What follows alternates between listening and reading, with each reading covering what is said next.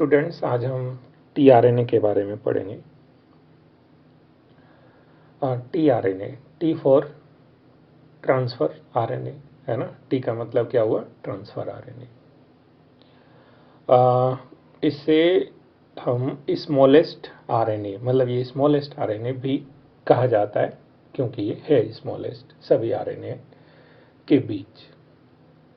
और जब तक जेनेटिक कोड का पोस्टुलेट नहीं दिया गया था, उससे पहले इस आरएनए को, मतलब टीआरएनए को सोल्यूबल आरएनए बोला जाता था। सोल्यूबल आरएनए या शॉर्ट फॉर्म बोलो तो एसआरएनए, ठीक है। और कब? जब जेनेटिक कोड से पहले, जेनेटिक कोड के पोस्टुलेट से पहले। अगर हम इसके स्ट्रक्चर की बात करें तो इसका जो एक्चुअल स्ट्रक्चर होता है वो इन्वर्टेड एल शेप का होता है। एल को कर दो उल्टा, है ना। एल ऐसा होता है, इसको कर दो उल्टा, तो इन्वर्टेड एल शेप का होता है इसका actual structure. Okay, like this. लेकिन जो सेकेंडरी स्ट्रक्चर है जो कि हॉले ने दिया, हॉले ने दिया कौन सा? सेकेंडरी स्ट्रक्चर, और वो होता है clover leaf like. Clover leaf like given by Hole. Okay, so this structure proposed by Hole scientist and clover leaf, और clover leaf क्या होती है? तो this is the clover leaf, ठीक है। अब हम थोड़ा क्लोवर लीफ स्ट्रक्चर के बारे में ही थोड़ा डिटेल में जानेंगे। इसके कौन कौन से आर्म्स हैं, कौन सी साइट है इसकी, तो इसके बारे में डिटेल में जानना है, क्योंकि इस पर बहुत ज़्यादा क्वेश्चंस पूछे जाते हैं, ठीक है। हाँ, अब एक हैंड, मतलब हाथ से बना हुआ हैंड ड्रॉ स्ट्रक्चर के हिसाब से हम देखेंगे। तो क्लोवर लीफ स्ट्रक्चर है ये, इसे हम कौन सा बोलते हैं? Secondary structure, clover leaf like. तो ऐसा ये हमें दिखाई देता है। अब इसमें हम देख रहे हैं कि एक तो इस आर्म को और इस आर्म को कंपेयर करें तो इन दोनों में हमें कौन सी बड़ी आर्म दिखाई दे रही है? डेफिनेटली ये वाली आर्म लॉन्ग आर्म है, जबकि ये वाली छोटी है, शॉर्ट आर्म है। और लॉन्ग आर्म पर जो सीक्वेंस है, टर्मिनल पोजीशन से देखोगे तो सबसे ऊपर ए है, फिर सी है, फिर सी है। तो इसका जो सीक्वेंस पूछा जाए कि लॉन्ग आर्म का सीक्वेंस बताओ, तो क्या होगा? CCA। ओके, और ये 3 एंड है। आरएनए का जो ये पूरा चेन है, इसका ये 3 एंड है, और ये कौन सा है? 5 एंड। और 5 एंड पर क्या प्रेजेंट होता है? G प्रेजेंट होता है, ठीक है। तो लॉन्ग आर्म और ये शॉर्ट आर्म, और इसी लॉन्ग आर्म पर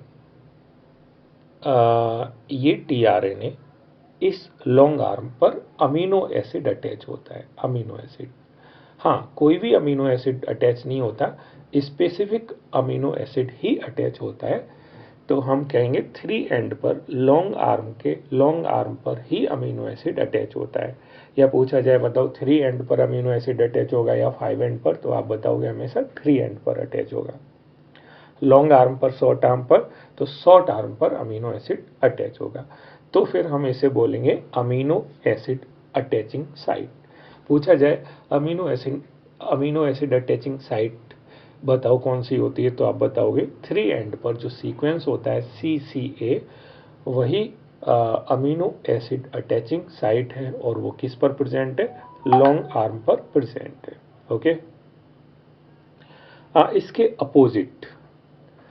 इसके अपोजिट अगर देखोगे तो ये वाली आर्म, ओके, ये वाली आर्म, इसको बोलते हैं हम लोग एंटीकोडॉन आर्म। इस आर्म को बोलेंगे एंटीकोडॉन आर्म, ठीक है, एंटीकोडॉन आर्म।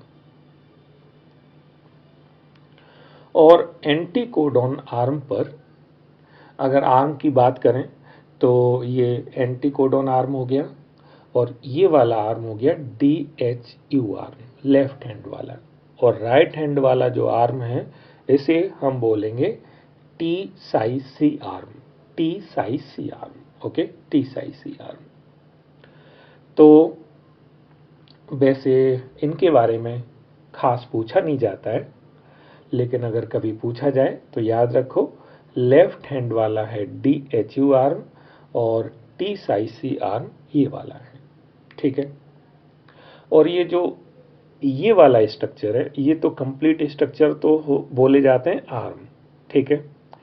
और आर्म के भी दो हिस्से होते हैं, एक लूप वाला हिस्सा होता है और एक स्टेम वाला हिस्सा होता है। इसको बोलते हैं स्टेम, इस वाले पार्ट को बोलते हैं स्टेम और इस वाले पार्ट को बोलते हैं लूप।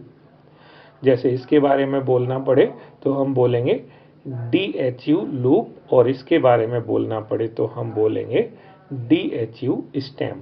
ऐसे इसके बारे में टी साइज सी स्टेम और इसको बोलेंगे टी साइज सी लूप। ऐसे ही एंटीकोडोन लूप और इसको बोलेंगे एंटीकोडोन स्टेम, ओके। बाकी इसको हम वेरिएबल आर्म भी बोलते हैं। क्या बोलते हैं इसको? Variable arm. इसको जो अलग से दिखाई दे रहा है छोटा सा, ये बोलते हैं हम वेरिएबल आर्म, ठीक है। अब एंटीकोडोन आर्म की बात करें तो एंटीकोडोन आर्म पर प्रेजेंट होता है एंटीकोडोन। अब ये एंटीकोडोन का क्या मतलब है? दरअसल जो mRNA होता है और mRNA पर हम जानते हैं कोडोन्स प्रेजेंट होते हैं, तो उन कोडोन्स का अपोजिट या ये कहो कंप्लीमेंट्री, उन कोडोन्स का कंप्लीमेंट्री बेसिस इन पर प्रेजेंट होते हैं। तो जो कंप्लीमेंट्री हैं तो इसको बोला हमने कोडोन, तो इसको हम क्या बोलेंगे? एंटीकोडोन। फॉर एग्जाम्पल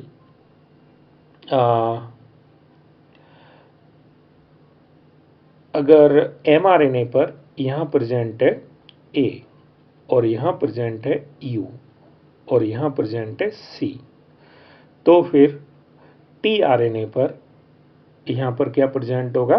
U, क्योंकि A के अपोजिट क्या होता है? U, U के अपोजिट क्या होता है? A और C के अपोजिट क्या होता है? G, ठीक है। तो पूछा जाए कि कोई mRNA दे रखा है और पूछा जाए कि mRNA पर ये कोडोन है, तो बताओ वो tRNA कौन सा होगा? तो आप tRNA की पहचान कैसे करोगे? उसके एंटीकोडोन के हिसाब से करोगे। तो एंटीकोडोन के हिसाब से जो tRNA होते हैं वो होते हैं 61 टाइप के, 61 टाइप के, ठीक है। क्यों?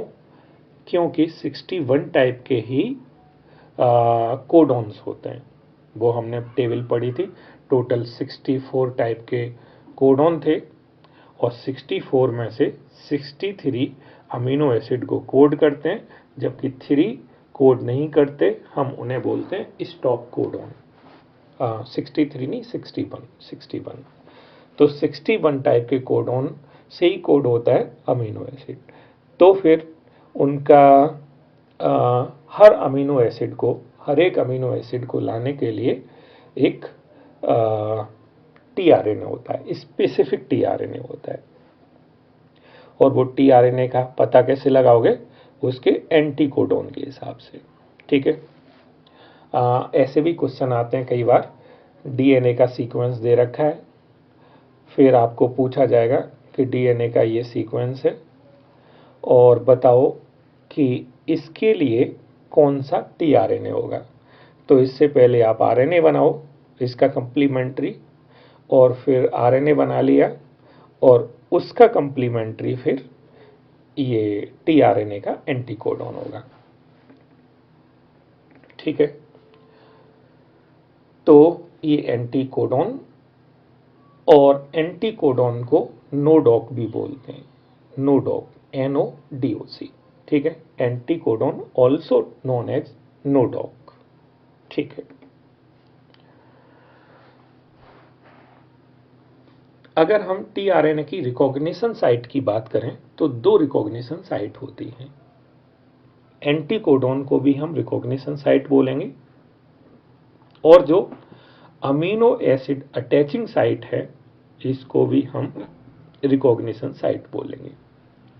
तो anticodon also recognition site and amino acid attaching site is also recognition site. ठीक है, अब देखो क्या क्या काम हो गया। तो एक एंड पर एक तरफ तो ये टीआरएनए अटैच हो जाएगा अमीनो एसिड से, यहां पर अमीनो एसिड अटैच हो गया, और दूसरी तरफ ये टीआरएनए एमआरएनए से अटैच होगा, है ना, एमआरएनए से अटैच होगा। तो फिर इसको इसीलिए हम बोलते हैं अडेप्टर मॉलिक्यूल। क्या बोलते हैं? Adapter molecule. ठीक है, so one hand it read codon and on another hand it bind to specific amino acid।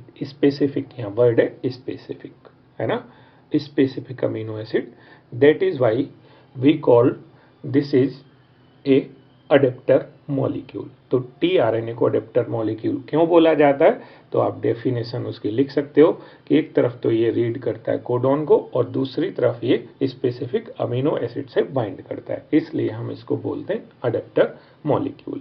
ठीक है, बाकी ये आप जानते ही हो कि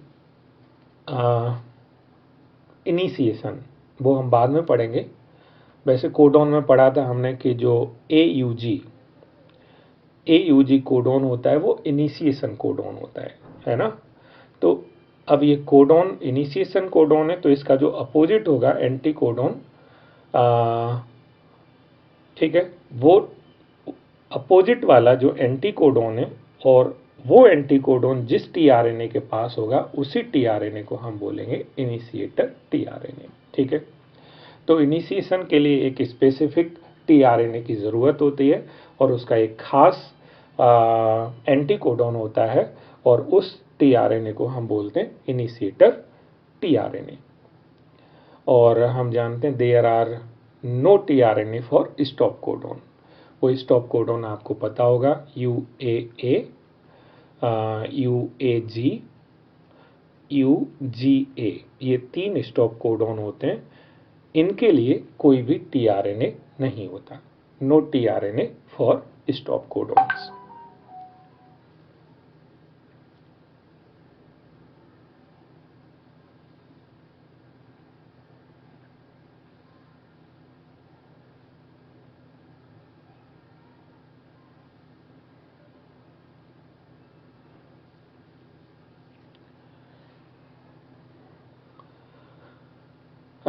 बाकी क्वेश्चन कभी कभार आता है, तो वो क्वेश्चन जैसे ये एक आरएनए दे दिया, ठीक है, मान लो ये एक आरएनए दे दिया छोटा सा टुकड़ा, और कहा कि इसमें एक कोडॉन तो ये है, दूसरा कोडॉन ये है, और तीसरा कोडॉन ये है। तो इन तीनों के लिए बताओ टीआरएनए कौन कौन से होंगे। तो सिंपल, आप टीआरएनए बनाओगे और उस टीआरएनए पर एंटीकोडॉन इनके हिसाब से लगा दोगे। जैसे इसका एंटीकोडॉन क्या होगा, मान लेते हैं इसके लिए हमें टीआरएनए बनाना है, इसको अभी कैंसिल करते हैं। ठीक है, तो आप उस टेबल से जो हमने कोडॉन वाला देखा था 64, जिसमें कोडॉन और अमीनो एसिड की बात की थी, उसके हिसाब से यहाँ लगा दोगे आप अमीनो एसिड। ठीक है, AAC के हिसाब से कौन सा अमीनो एसिड आएगा वो लगा दोगे। अब A का अपोजिट क्या होता है? U। ठीक है, और दूसरे A का भी अपोजिट क्या हो जाएगा? U, और C का अपोजिट क्या हो जाएगा? G। तो इसके लिए जो टीआरएनए होगा वो ये वाला होगा, उसका एंटीकोडॉन ये हो जाएगा, और इस कोडॉन के हिसाब से आप लगा दोगे इस पर अमीनो एसिड। वैसे ही कोई भी हो आप कर सकते हो इस टाइप का क्वेश्चन। तो